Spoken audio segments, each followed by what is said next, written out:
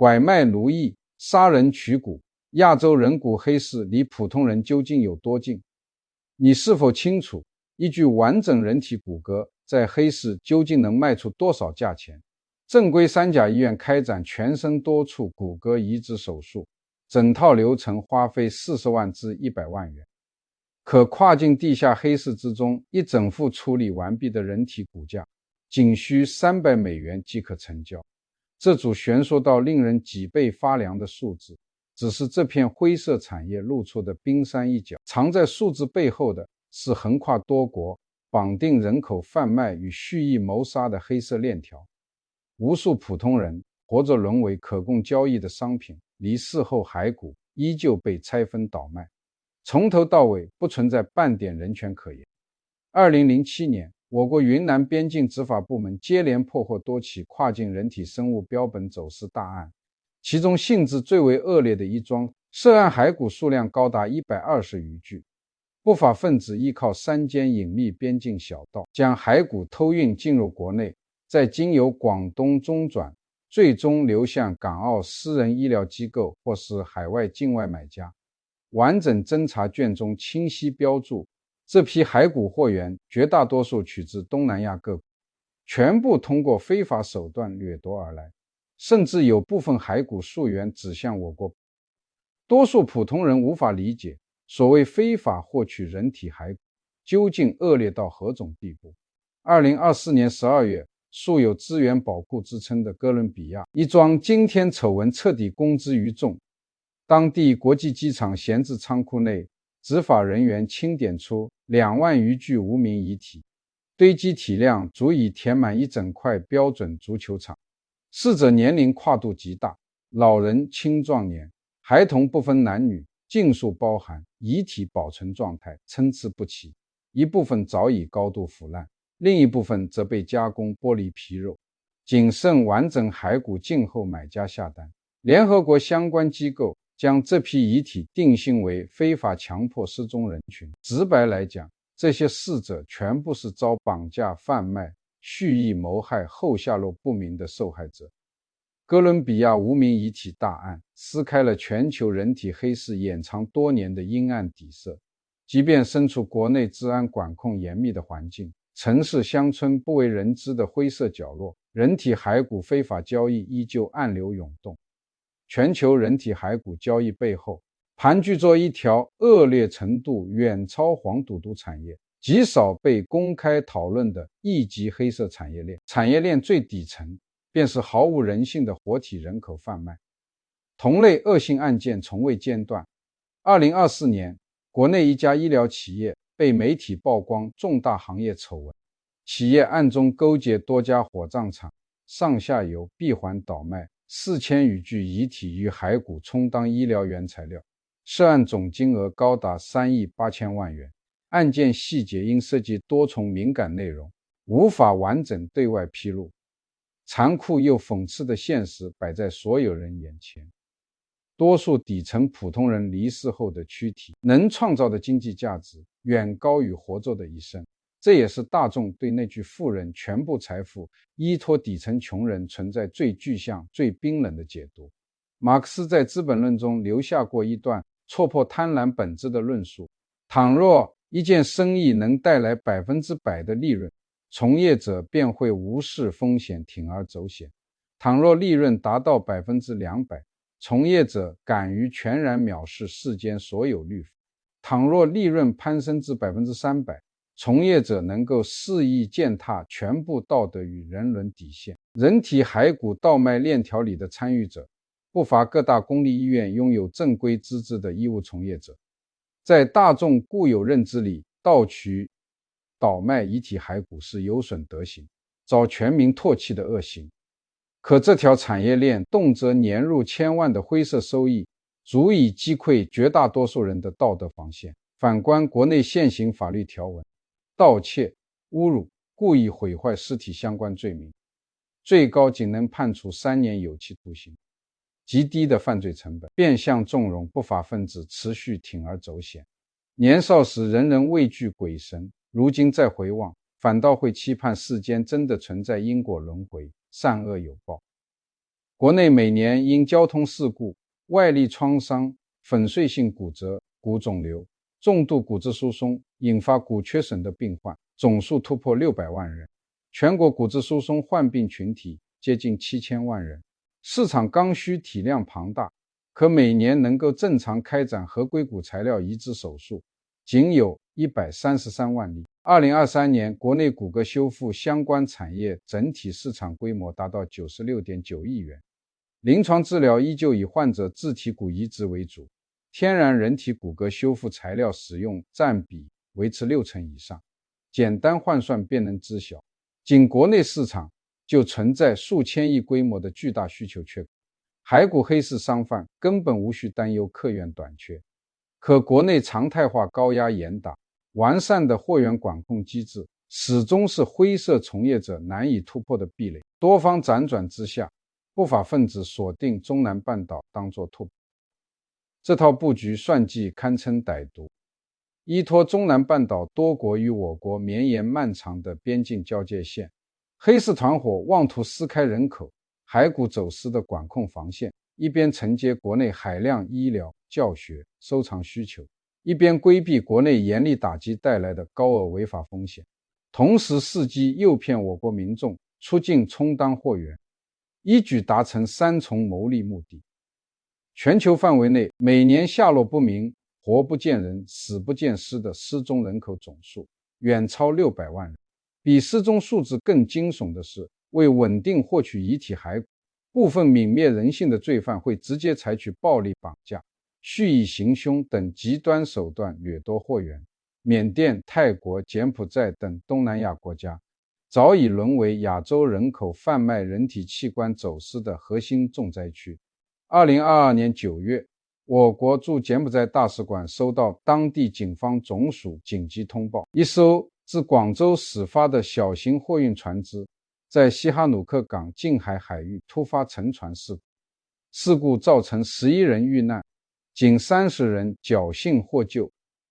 获救人员里5名是专职人贩子，剩余全部是被高薪噱头诱骗前往柬埔寨的中国公民。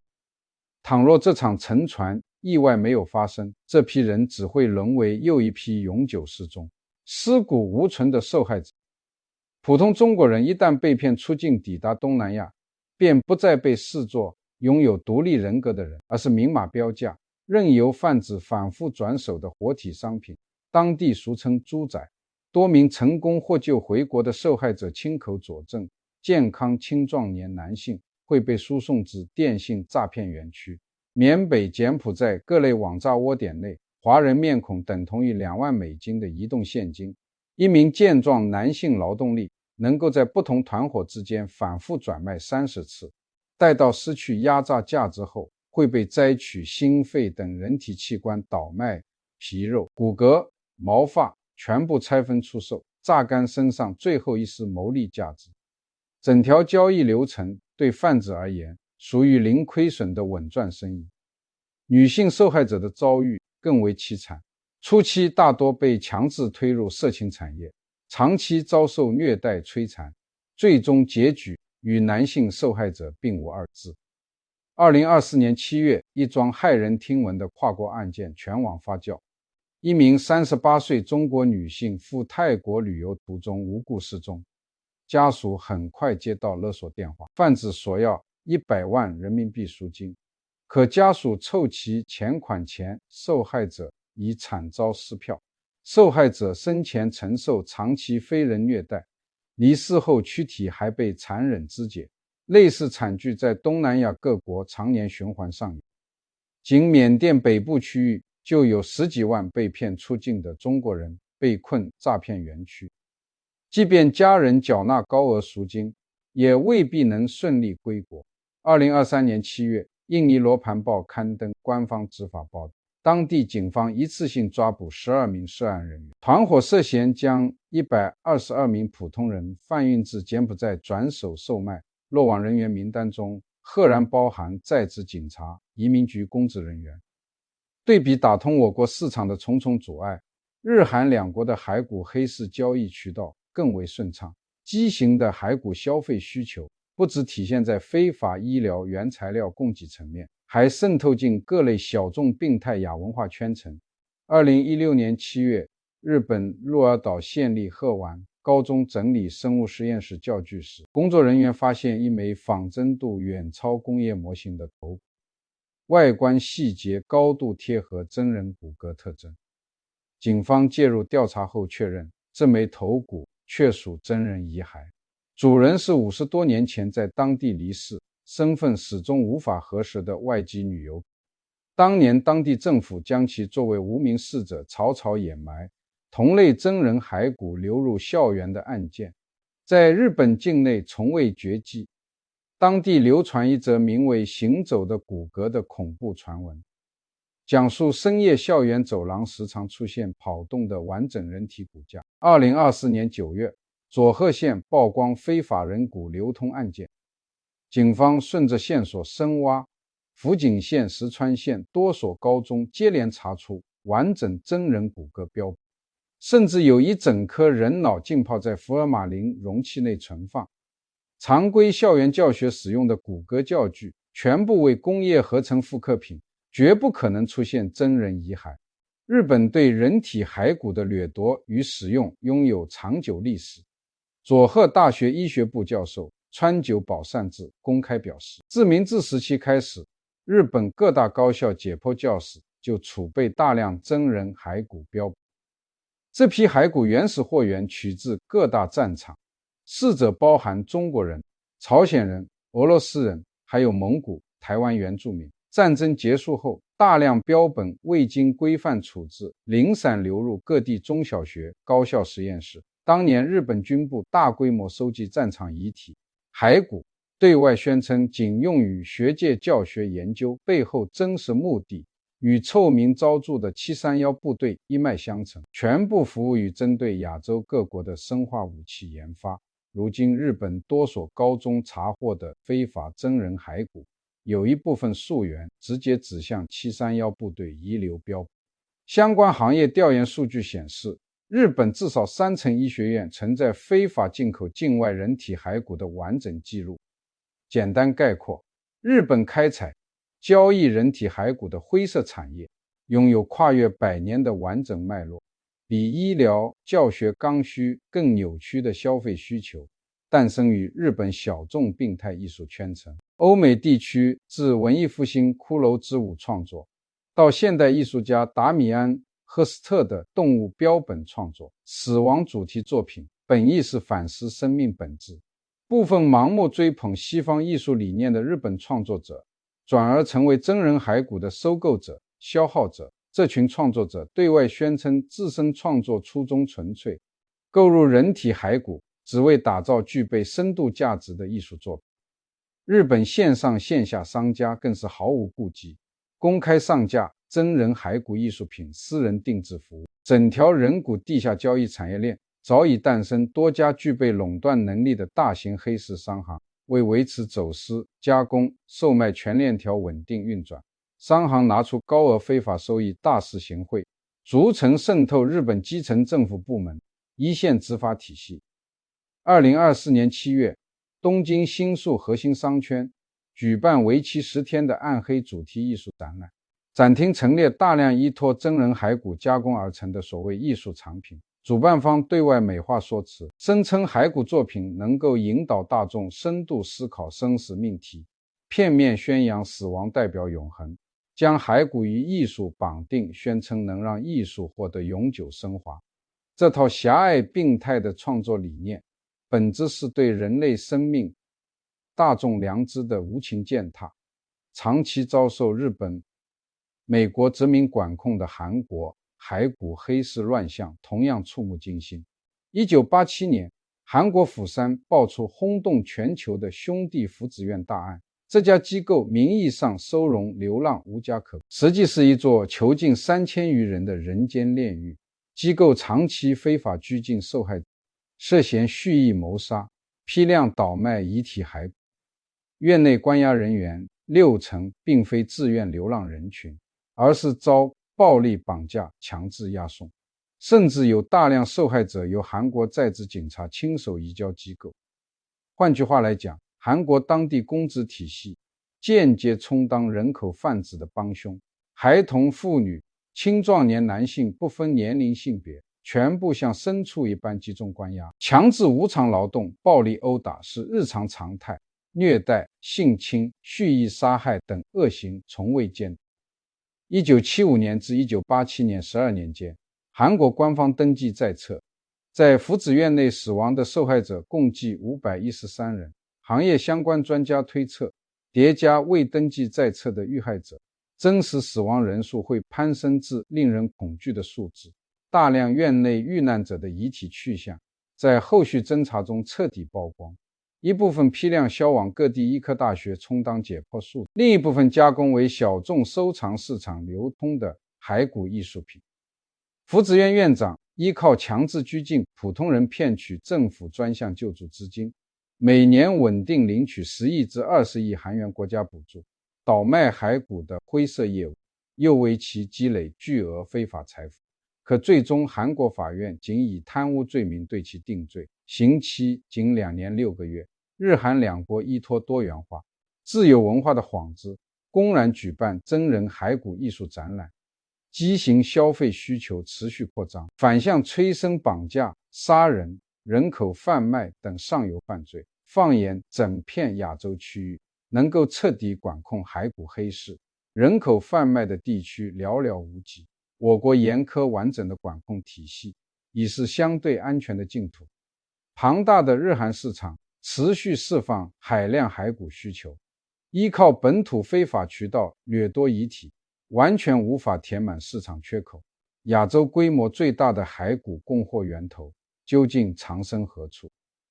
东京一处民间住宅查获的骸骨作坊给出明确答案。2018年11月，东京一处居民住宅内发现男性死者，警方核查死因时，在房屋仓库搜出500具完整人体骸骨。顺着线索深挖后确认，这栋民居是隐秘骸骨标本加工工坊，工坊内全部骸骨统一自印度走私入境。这条线索完整揭开印度盘踞100年的人骨交易黑市全貌。印度境内存在极具讽刺的扭曲现状，底层民众离世后的躯体商业价值远超活着的一生。一名牙齿完整、骨骼无缺损的印度普通人遗体，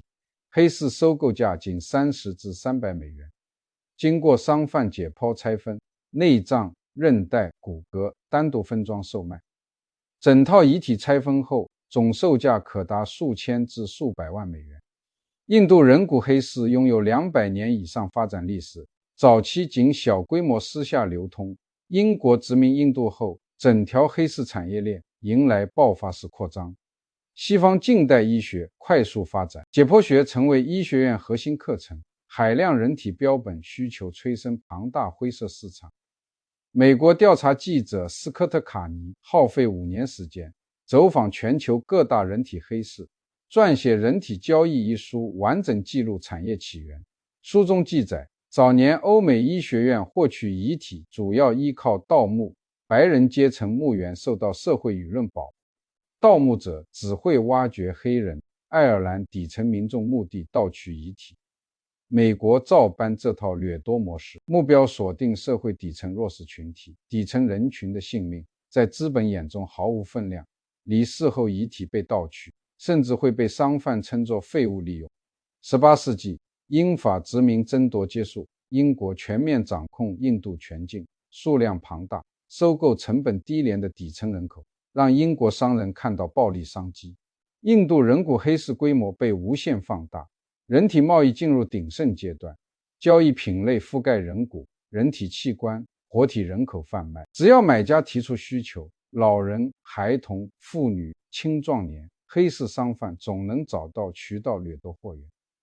1850年，印度本土多家医学院直接参与骸骨走私生意。加尔各答单一所医学院每年就能加工900多具完整骸骨，绝大部分批量出口海外。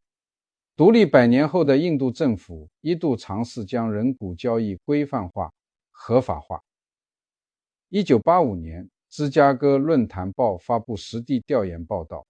印度当年骸骨出口总量高达6万具，供货体量足以满足发达国家每一名医学生配备一副教学骨架。可资本催生的贪婪永无止境，常规成人骸骨早已无法满足市场，孩童骸骨因骨骼发育结构具备独特教学价值，市场售价远高于成人骸骨。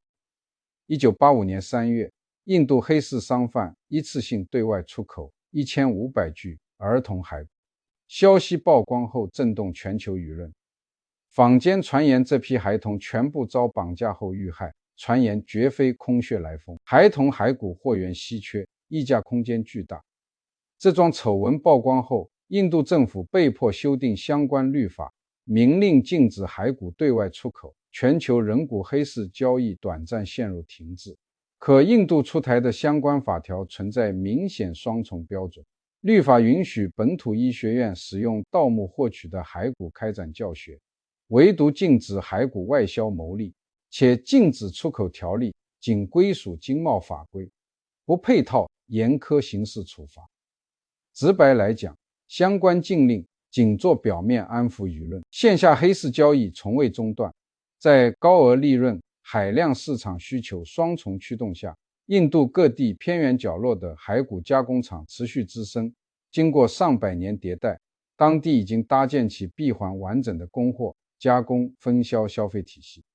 2020年5月，印度卫生部门联合税务部门开展专项突击行动，在一处偏远乡村加工厂查获整整5卡车人体骸骨，工坊内多名工人正在现场加工处理遗体，一部分工人将完整遗体投入大锅，添加烧碱高温熬煮剥离皮肉，另一区域整齐摆放处理完毕，等待分装的洁净骸骨。